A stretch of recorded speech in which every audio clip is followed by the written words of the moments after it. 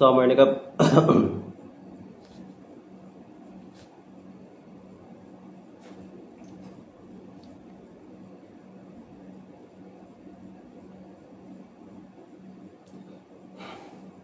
আমাৰ এনেকা ভিডিঅ' বনোৱাৰ কোনো চখ নাছিলে, কিন্তু অসমত আজি কি চলি আছে চবে জানোৱেই। চব ফালে অকল দেখিছে আৰু তাত ক'বলগীয়া কি আছে, গুজব চলি আছে হয় না। ডেকা ল'ৰা গোট খাই পিনি পূৰা একদম কেতিয়াবা পূৰা আৱেগিক হৈ যায়, কেতিয়াবা পূৰা আৱেগিক হৈ পিনি চিঞৰ-বাখৰ কৰে, কেতিয়াবা আকৌ দুখী হৈ যায়, কেতিয়াবা আকৌ হাজাৰ কথা চলে মানে। তাত কোন মমেণ্টত কাৰ কেতিয়া মুড চেঞ্জ হৈ যায় ভগৱানে জানে। টপিক কেতিয়া কেনেকৈ চেঞ্জ হৈ যায় ভগৱানে জানে। ছেম আজি অসমত চলি আছে, ইমান এটা গুৰুত্বপূৰ্ণ সময়তো। অ'কে, আজিৰ দিনটো বহুত ইম্পৰ্টেণ্ট হয়। আজি চবে এটা সঠিক দিশ চিলেক্ট কৰি লৈ মেলি সেই দিশত চৰকাৰক চাপ দিব লাগিছিলে, কিন্তু এতিয়া কি চলি আছে, হাৱাই চলি আছে। 24 ঘণ্টা এই ছেম দেখিছে। আজি গোটেই দিনটো কি বাতৰি চলি আছে। জুবিন দা যে পানীত নামিছিলে, পানীত নামাৰ ভিডিঅ'টোক লৈ পিনি চবে নিজৰ অনুমান কৰি আছে, চবে নিজৰ ব্যক্তিগত মতামত দি আছে। সত্য কোনেও নাজানে, আৰু সঁচাকৈ সত্য জনাৰ সিহঁতৰ কোনো উপায়ো নাই। সেই মমেণ্টত কি ঘটনা হৈছিলে, কি চিটুৱেশ্যন আছিলে, কি কথা কি বতৰা কোনেও জানাৰ কোনো উপায় নাই। চ' অদৰকাৰী এই দিশত আমি নিজৰ মতামত দি কিবা লাভ আছে জানো? এই দিশত আমাৰ হাজাৰ মতামত দিয়া কোনো মতলব নাই মানে।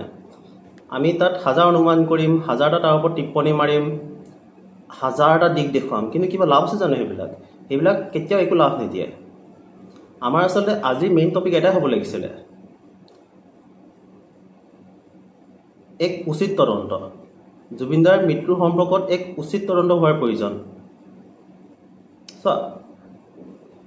উচিত তদন্তৰ অৰ্থ সেইটো নহয় যে জাষ্ট উচিত তদন্ত মানে এইটো জাষ্ট এটা শব্দ নহয়, সেইটো এটা কানুনী প্ৰক্ৰিয়াৰ মাজত যাব লাগিব।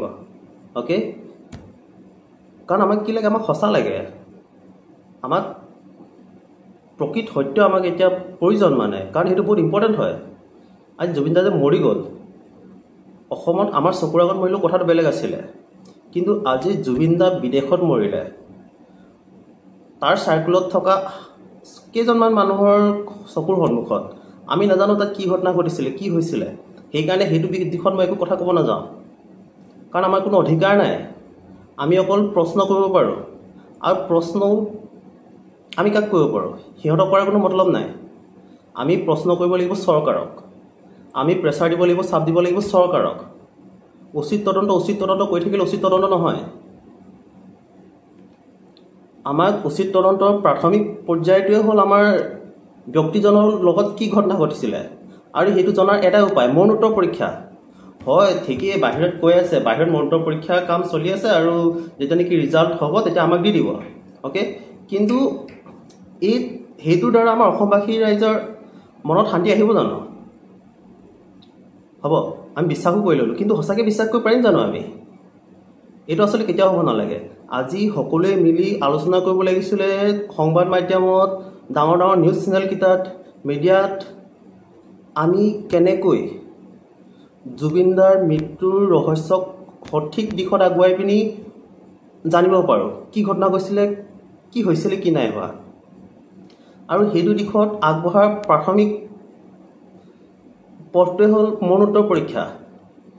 যি বাহিৰত চলি আছে, আগতো ক'লোঁ, মানি ল'লোঁ, চলি আছে, চলিব দিয়া কোনো কথা নাই, কিন্তু অসমবাসী ৰাইজৰ মনৰ সন্তুষ্টিৰ কাৰণে এই গুজব যে চলি আছে, এইবিলাক যে অনুমান যে খেল চলি আছে, এইবিলাক আঁতৰাবলৈ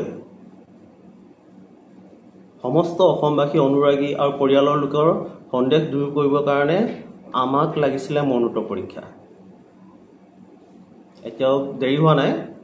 এতিয়াও যদি অসমবাসী ৰাইজে যদি সেই দিশত যদি গুৰুত্ব দিয়ে, তেতিয়াহ'লে কাৰো ক্ষমতা নাই ৰখাব পৰাৰ, কৰিবই লাগিব।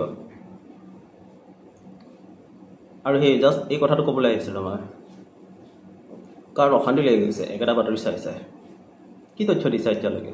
তথ্য নামতো একো নাই দিয়া তুমি যি পাইছা ময়ো পাইছোঁ মোৰ নিজৰ মনত কিবা এটা ধাৰণা আহিছে সঁচা কি মিছা কি তুমি যি কৈছা সেইটো সঁচা বুলি কোনে ক'ব তাৰ প্ৰমাণ কোনে দিব কোনেও দিব নোৱাৰে অ'কে চোৱা ঘটনা কি ঘটিছিলে কোনেও নাজানে অকল সেইকেইজন ব্যক্তিৰ বাহিৰে আৰু সেইকেইজন ব্যক্তি যদি ভালো চিন্তা কৰিছিলে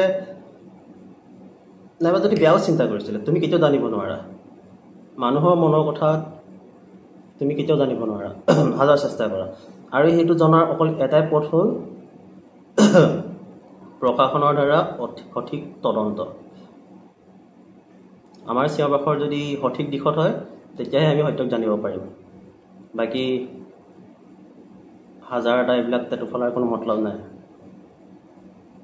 ইম'চনৰ কোনো ভেলু নাই যদিহে এইটো সঠিক দিশত ইউজ নহয় সঠিক দিশত যদি আগবাঢ়ি নাযায় সেইকাৰণে জাষ্ট এটাই ৰিকুৱেষ্ট কৰিম আৰু অসমবাসী ৰাইজক কৰিছোঁ আপোনালোকে চৰকাৰক সকলোৱে একেলগে কওক আমাৰ অসমতো মৰণোত্তৰ পৰীক্ষা কৰিব লাগে আৰু তাৰপিছত যি হ'ব সেইটো পিছৰ ষ্টেজত লাহে লাহেকৈ আগবাঢ়ি গৈ থাকিব কমচে কম ইমানখিনি আগবাঢ়া বাকী অপ্ৰয়োজনীয় হাজাৰটা ভিডিঅ' একেটা ভিডিঅ'কে বাৰম্বাৰ চলি আছে চাই আছা একেটা স্ক্ৰীনশ্বট চাই আছা তুমিতো 10 বাৰ পঢ়িলা কিন্তু দিনৰ দিন ছেইম বাতৰি পঢ়ি আছা 10জনে আহিছে 10টা কথা কৈছে আবে ইয়াৰ কি মতলব আছে এইবিলাক কোৱাচোন কি মতলব আছে এইবিলাক কিছুমানে কৈছে এই গোটেই সপ্তাহটোত অকল 4-5টা পইণ্টৰ ওপৰত পটৰ চলি আছে আৰু যাৰ কোনো প্ৰমাণো নাই মাথা গৰম হৈ গৈছে মিছা কথা নকওঁ কাৰণ এইটো দিশেৰে আমি কেতিয়াও সত্যক জানিব নোৱাৰিম আৰু যেতিয়ালৈকে নাজানো তেতিয়ালৈকে মনত শান্তি নাহিব সেই প্ৰশ্ন হৈ সন্দেহ সদায় থাকি যাব আৰু এই সন্দেহটো দূৰ কৰিবৰ কাৰণে মই জাষ্ট সেইটো ক'বলৈ আহিলোঁ সমস্ত অসমবাসী ৰাইজে